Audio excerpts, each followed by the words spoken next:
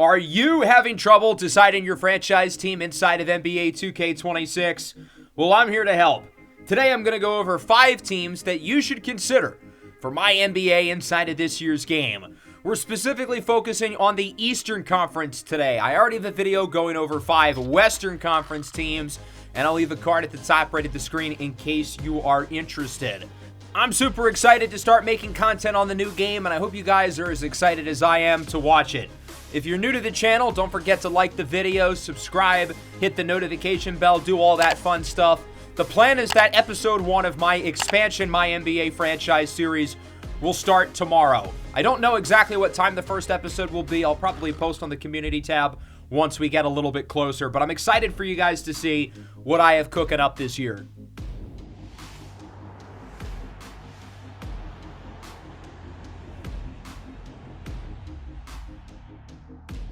As I mentioned earlier, we're going to be going over teams in the Eastern Conference today, and the East is in an interesting spot because, well, obviously on paper they are worse than the West, and while the Western Conference added the 2 best rookies in this year's class, the East lost 2 of their top stars with Jason Tatum and Tyrese Halliburton.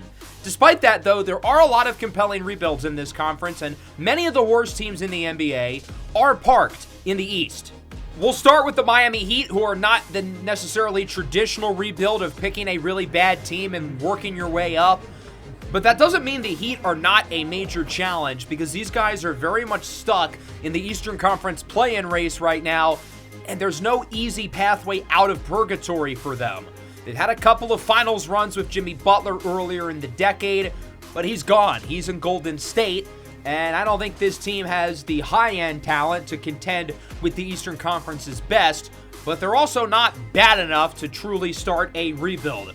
They've got Bam Adebayo and Tyler Hero at the top of this roster, both of whom are fringe all-star level guys. Maybe that's a little disrespectful to Bam, given how good he is defensively, along with him really developing as an offensive player throughout his career. He is 28 years old, though, so you do wonder if he's going to maintain his prime. The Heat did recently extend him, though. It looks like he'll be here for the long haul. And then Tyler Hero did make the All-Star team this past year, but can a player of his skill set be the number 1 option on a winning team? And I'm not sure the answer is yes. Sure, he is a magnificent bucket getter. He averaged nearly 24 a game last year. But is he a guy who you can really hand the keys to against a great defense in a big playoff game? That used to be Jimmy Butler, but he's obviously now with the Golden State Warriors. This Heat team does have some intriguing players outside of those 2. Norman Powell had a career year last year with the Clippers. They've got some solid younger guys. Jaime Jaquez, Pele Larson, Kasparis Jakučionis, the rookie from Illinois. Nikola Jovic is a guy I like quite a bit. And then Khalil Ware, I think, is the best long-term piece on this roster. A 7-foot stretch big who showed a lot of promise last year as an offensive player, can pop out and shoot the 3, efficient as a scorer, and you like the defensive skill set that he brings. If any of the young guys on this roster has a chance of becoming a long-term star, I think Khalil Ware definitely is the best chance of doing so. In terms of draft picks, the Heat have most of their picks. Granted, 2K has all the picks wrong this year, but at least in the base roster, the only pick they don't have is a protected selection in 2027. So once that pick conveys, they will have full control of their draft picks moving forward. The Heat are obviously a big market destination, so you can easily rationalize trying to trade for a star. But at least right now, I don't know if this team has the ammunition to go out and get a guy, unless you want to give up all the young talent. So it's certainly a challenge, but there's a lot of different pathways you could go with the Miami Heat. The second team on the list, right next to them here alphabetically, it is the Charlotte Hornets. I think the Hornets are also in an interesting spot because a lot of people group them with teams like the Nets and the Wizards at the very bottom of the East. But I think Charlotte is quite a bit better than those teams. They've got the young talent to potentially be good sooner than later. And I think this offseason they did a really good job of adding the right role players to their young group. So I think you have a chance to have a pretty respectable team early on. The real question is if LaMelo Ball and Brandon Miller can be a long-term winning duo. And so far through 2 seasons, we haven't really gotten the answer to be yes. LaMelo is an interesting case because obviously he's super talented. He's only 24 years old. He's already been a multi-time All-Star. But LaMelo has a lot of questions with his game. The lack of consistency, the lack of efficiency. He barely shot 40% from the field last year.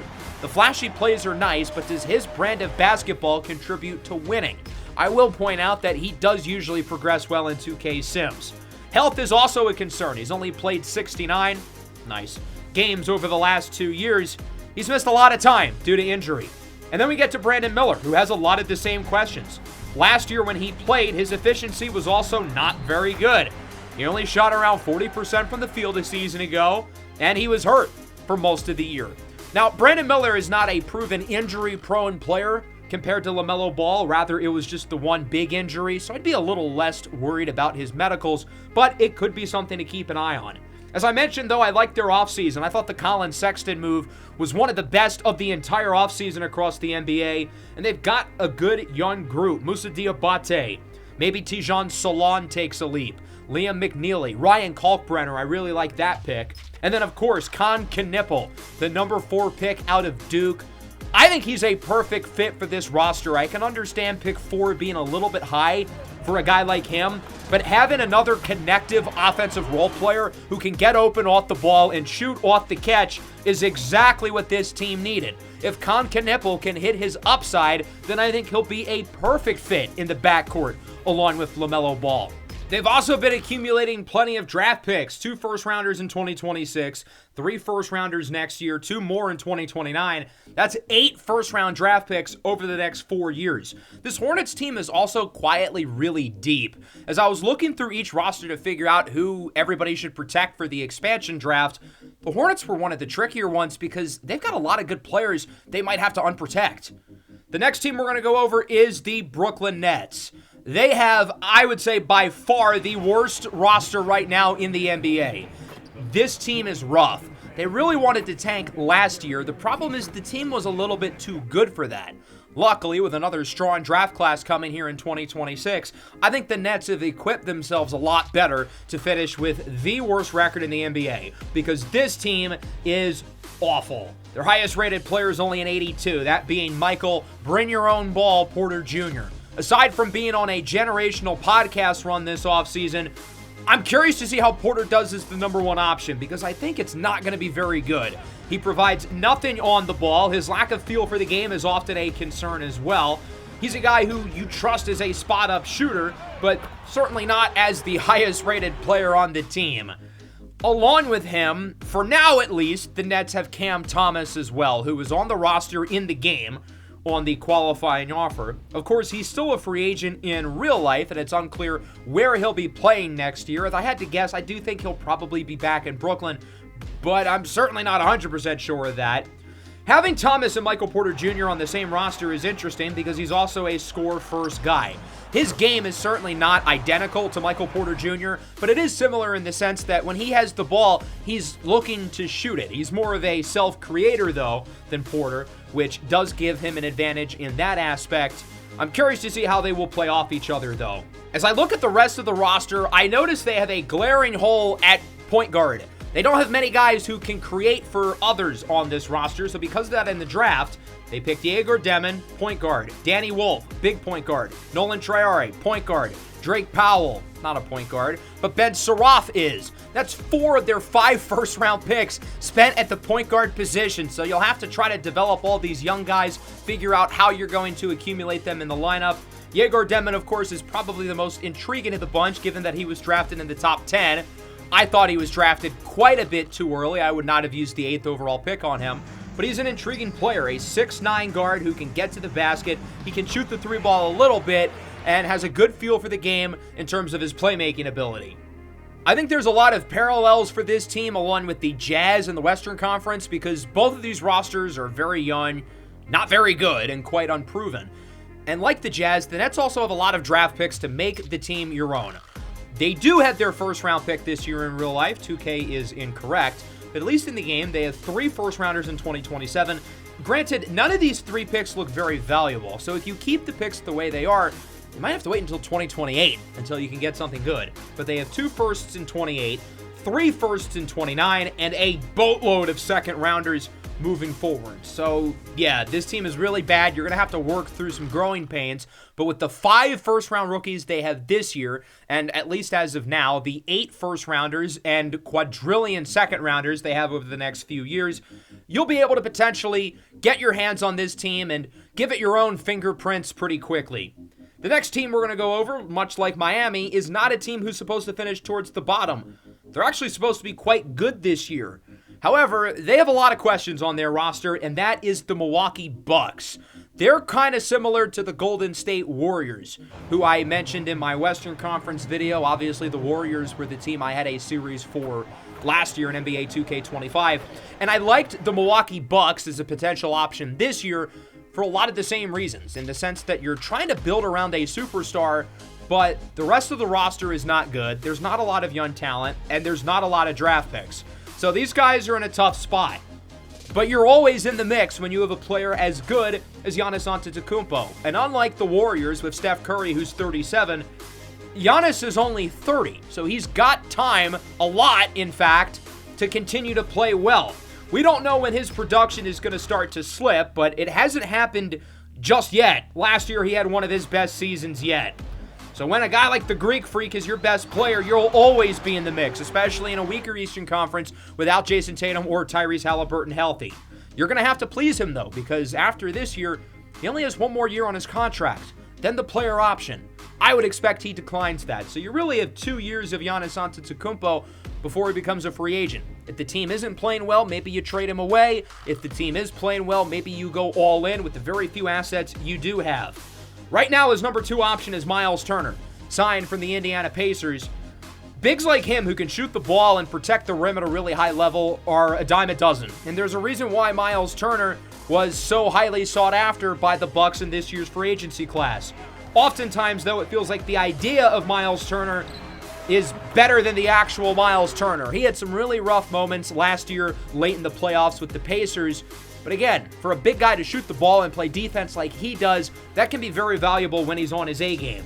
The rest of the roster, though, is not good. Bobby Portis Jr. is the only guy over an 80 overall. They're going to be counting on guys like Kyle Kuzma, Cole Anthony, Kevin Porter Jr. to give them big minutes. In terms of the young guys, there's not a lot.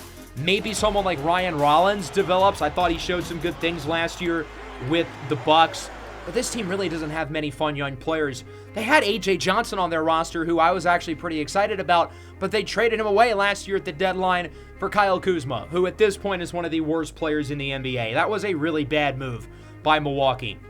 Along with the lack of young talent they have on their roster, they are screwed in terms of their draft picks. They do not have control of any of their picks really through 2030.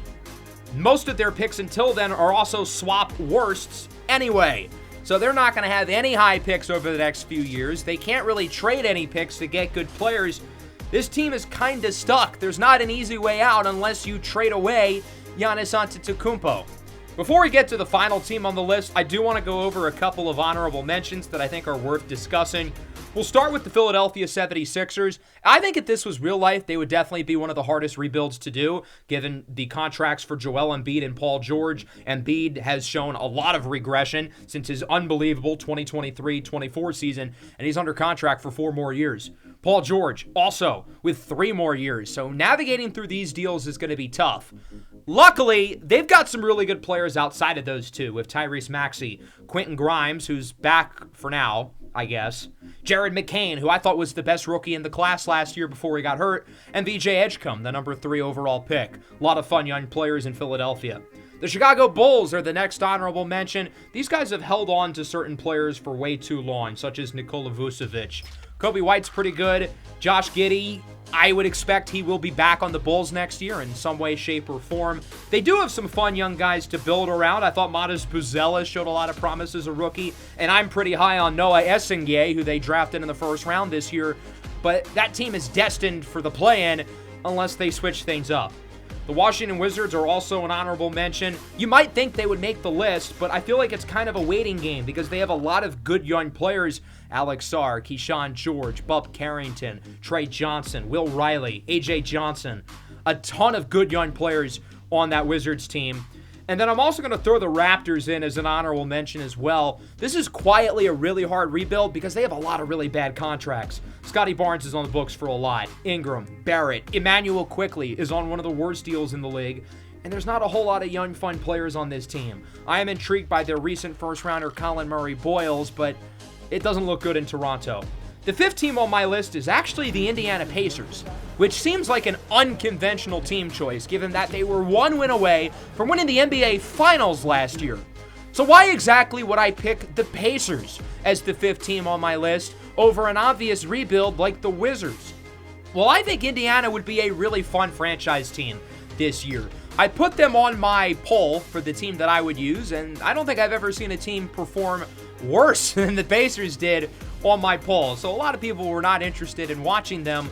But unlike me, you guys don't have an audience of people who are dictating the team you select. So you can pick whoever you want. And I think the Pacers are a really good choice for you.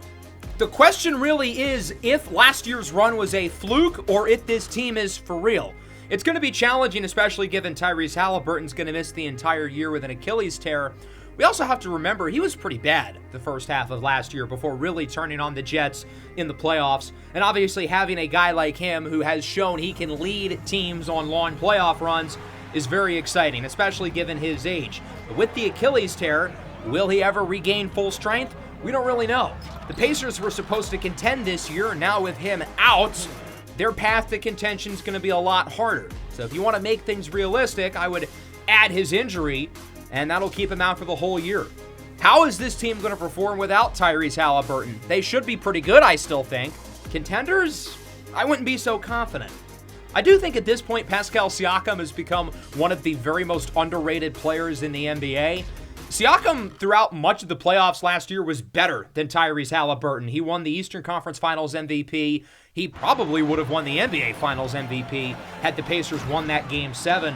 He is an awesome, awesome player, and he has shown he can lead the team as a number one option, but part of that was having a guy as good as Tyrese Halliburton next to him, which is no longer the case. Or at least not this year. They've got an intriguing group of young players as well with Andrew Nembhard, Benedict Mathurin. I'm still really high on Jarris Walker. They're going to be banking on one of these guys to take a step. I think Andrew Nembhard's got the best chance. Nembhard's regular season numbers throughout his career are not the best, but this is a guy who has shown to elevate his play in the playoffs. He's primarily played off ball, though, to Tyrese Halliburton. Now he will likely lead the offense as the point guard running the show. I think he's going to be able to do it. I think Andrew Nembhard has shown some good things when he's been on the ball, and I'd be excited about the idea of him playing point guard. The Pacers do have their first-round pick this year. The game is lying to you. They traded for it shortly before the draft. So I think with the Pacers having control of most of their picks, you can go out and make another big move if you want. This definitely is not the most challenging rebuild in the NBA. If you're looking for something harder, I don't think the Pacers are the choice. But if you're looking for a more fun rebuild, I think Indiana would be a great selection. Try to bring the Halliburton back to the top. Hope you guys enjoyed the video. Make sure to leave a like, subscribe to the channel if you are new. Episode 1 of the expansion My NBA series coming tomorrow. Peace out.